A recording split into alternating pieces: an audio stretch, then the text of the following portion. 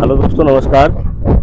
Hi tech horticulture YouTube channel में आपको स्वागत है। और आज आप देख रहे हैं थानला खवासा गांव में, और हम आप लोगों को आज खीरा और करेला के बारे में बताने वाले हैं। इससे पहले मैं आप लोगों को बता दूं कि आज मेरे साथ में जो साथी हैं कृषि विभाग से हैं, और उनसे भी हम आपको मुलाकात करवाएंगे, जो कि खेती के एक्सपर्ट हैं। साथ ही हमारे साथ में किसान हैं, हम उनसे मुलाकात करवाएंगे। और अगर आप लोग इस चैनल को पहली बार देख रहे हैं तो आप इसको लाइक करें, शेयर करें।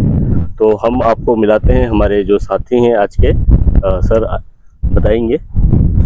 नमस्कार किसान भाइयों, मेरा नाम गोपाल मुलेवा है। मैं खवासा क्षेत्र में कृषि विस्तार अधिकारी के पद पर कार्यरत हूँ। धन्यवाद। और अभी हमारे साथ में जो किसान हैं वो हैं, तो किसान भाई बताएंगे आपको थोड़ा सा। नमस्ते सर, मेरा नाम राहुल पाटीदार है।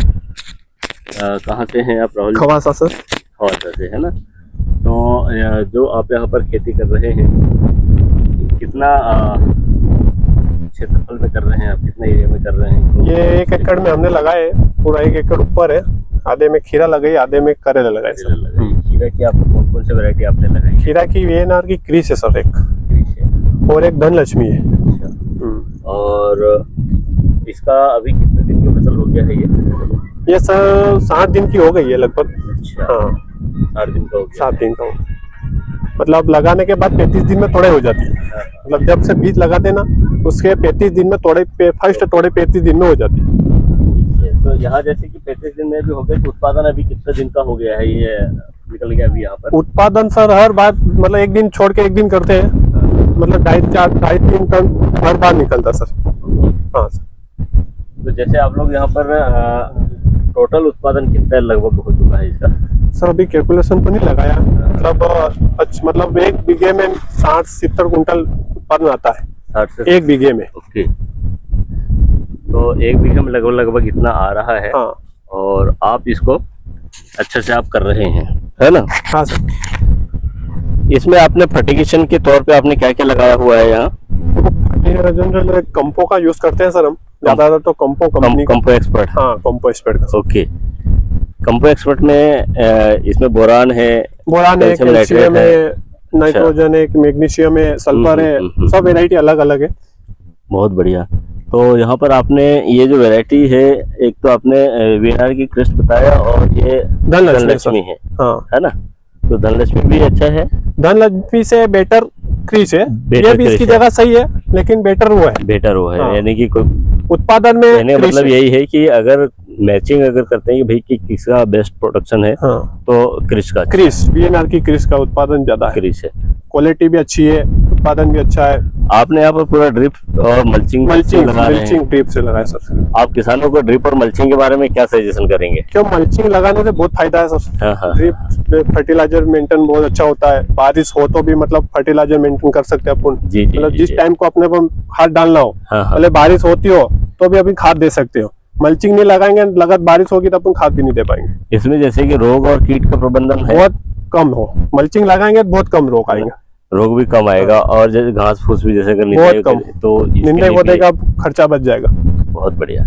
और जैसे कि आप देख रहे हैं, इसके साथ साथ आपने करेला भी लगाया हाँ हुआ सर, है ना? तो करेला जैसे कि किसान भाई यहाँ पर इन्होंने करेला भी आपने लगाया है। करेले की कौन सी वैरायटी लगाया है? करेले की से अंबर वेरायटी है। अंबर है, लंबी वाली। अच्छा, तो इसका प्रोडक्शन कैसे क्या है अंबर? प्रोडक्शन बहुत अच्छा है सर। एक बार मतलब 3 दिन छोड़ के एक बार तोड़े करते हैं, 3-4 टन माल निकल। हाँ। तो ये लगभग अभी तक आपने कितना पाउच निकाल लिया करेला के? पाउच तो देखो सर कैलकुलेशन नहीं लगा, मतलब हर तोड़े में 250, 200, 2-3 दिन में निकल रहे हैं। 15 किलो पैकिंग में। 15 किलो पैकिंग में आप देख रहे हैं किसान भाई, जो कि एम्बर वैरायटी है, अच्छा लंबी वाली वैरायटी है।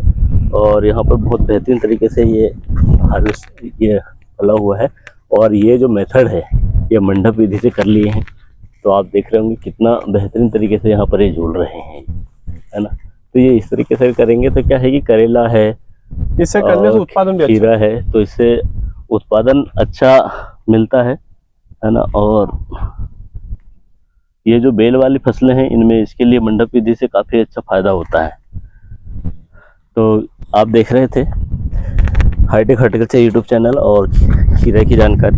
और हम अभी देखेंगे यहाँ पर हार्वेस्टिंग में यहाँ पर कर रहे हैं। तो हार्वेस्टिंग में उत्पादन भी बहुत बढ़िया तरीके से हो रहा है ना।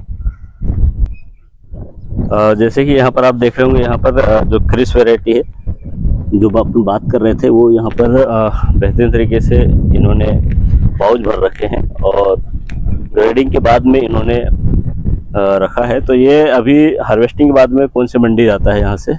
मंडी रतलाम मंडी सर। रतलाम मंडी। इसके अलावा जैसे रतलाम में अगर रेट नहीं मिल रहा है तो फिर इसके अलावा कहाँ पर? तो रतलाम के अलावा लेने वाले नहीं, खवासा में आते हैं जयपुर मंडी, एक बहुत बड़ी मंडी है जयपुर। ओके, वहाँ से लोडिंग करते हैं लोग। बिल्कुल। तो साथ ही जैसे कि हमारे साथ में मुलेवा सर हैं और ये भी आप लोगों को सजेस्ट करेंगे कि किस तरीके से फर्टिगेशन और रोग और कीट प्रबंधन के बारे में।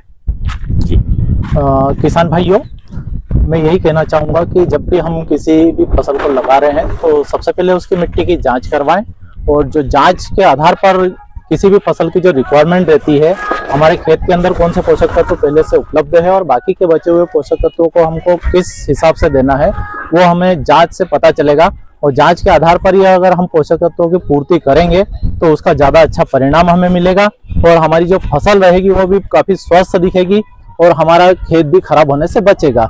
इसी प्रकार से हमने परमानंद जी का पिछली बार मिट्टी का नमूना लिया था इनके खेत से और उसकी जांच करवाई थी, और जांच के आधार पर ही इनको सजेस्ट किया था कि ये उसमें जो रिक्वायरमेंट है उसके अनुसार उसकी पूर्ति करें।